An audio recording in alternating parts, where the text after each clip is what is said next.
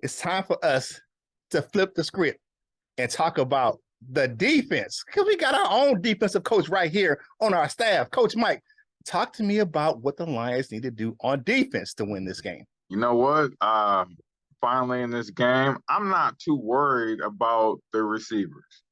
They have big body receivers. Darius Slayton, Kenny Galladay, who has been out with a hamstring, but they have bigger receivers. We have bigger corners. I'm not worried about the back end as much. What I'm worried about is that front end. Man, but you know what? They're coming together. As Curt gonna mention, reinforcements is on the way. So we just gotta be stout. Not give up the big plays, man, because Saquon is a big physical running back, even though he has more of the kind of sexier running style with the speed and the cuts and all that. He's a big dude. He's about 235. Yeah. He's a big physical dude. So don't let that fool you. Don't think because you'll get truck stick. So we gotta be strong up front, man. So Isaiah Buggs, Liam McNeil, we might even want to go 5 down linemen. Maybe Stan Julian O'Cora on the end, and Charles Harris and Aiden Hutchinson on one side, or something like that, man. Kind of stack it on one, and run with a 5-man front, man. I think a 5-man front is going to be our friend this week. So, what do y'all think about that, man? And also have Jared Davis in a limited capacity, man. Have him do just 1 or 2 things. Don't confuse that man. Please don't. Put him on the ball. Put him on the ball. But just send him on blitzes. Send him on blitzes and have him cover one area. Don't have a maybe this or a maybe that, because you get to thinking and you confuse that brother. Just have him do one thing. What y'all got, man? Set the edges. Push Barkley back inside. Push him back into Buggs, into McNeil, because he is one of those guys, man. You get him on the edges, man, and he get out the gate, it's a wrap. Most of his runs come out on the outside. The big runs, he gets that edge and he's gone.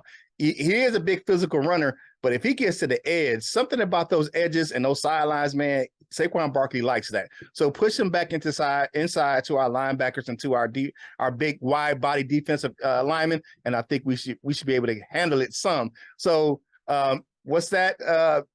You don't hope to stop him, but just to contain him. This contain him. That's what I wanted to do. This contain that fella, man. And the same goes for Daniel Jones. He doesn't have the speed of Justin Fields, but he can run the ball.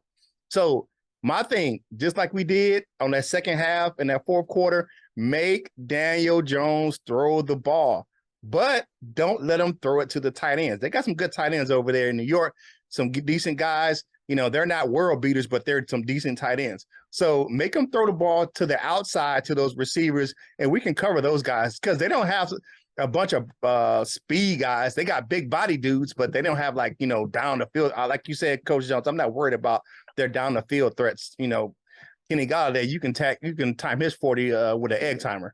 So he ain't that fast. And here's the thing.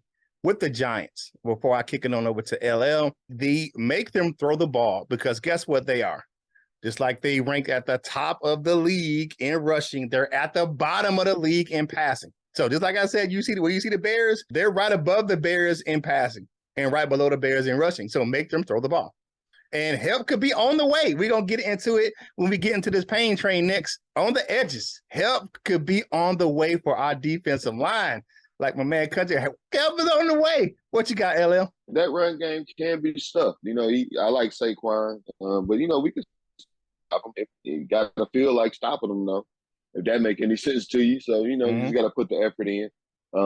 Daniel Jones is a mobile quarterback. I always have concerns with that. We haven't shown that we can do too much with those guys who just, they get the nakeds and the bootlegs, get them out, on the edges, things like that. The strength of their offensive line is their tackles too. I don't know if both of their tackles is young players. I know one of them for sure was a top 5 pick the other year. Yeah, rookie. So and he's coming right on around. So the strength of their offensive line is their tackles. So they're gonna try to get people out of it. Evan Neal. Andrew Thomas. Oh, Mhm. both of them. Both of them is Evan Neal and Andrew Thomas.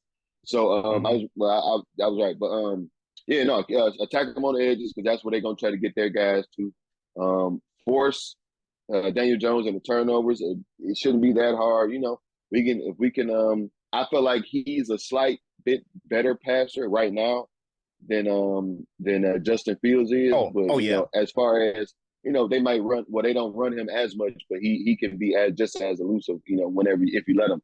So put pressure on him. He'll turn it over. And keep a hat on Saquon. Like it's best to hope to contain him. He can be stuffed. I'm not saying that we're going to stuff him or stuffing him is very easy.